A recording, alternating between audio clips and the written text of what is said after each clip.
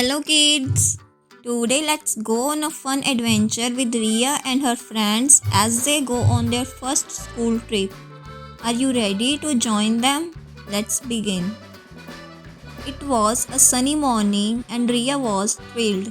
Her school was taking the class on a trip to the zoo. She packed her lunch, a water bottle, and her favorite notebook to write about the animals she would see. On the way, Ria and her friends sang songs and played games. Their teacher, Miss Priya, reminded them to stay together and follow the rules. Everyone was so excited to reach the zoo. At the zoo, the children saw many amazing animals. Ria was fascinated by the tall giraffe, while her friend Aryan loved the playful monkeys. Miss Priya explained how animals live in different habitats and why we should protect them. After exploring the zoo, everyone sat under a big tree to eat their lunch.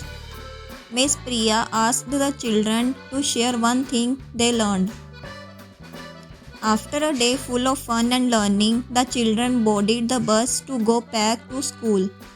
They could not stop talking about their favorite animals and what they learned. That evening, Ria wrote about her trip in her notebook and smiled.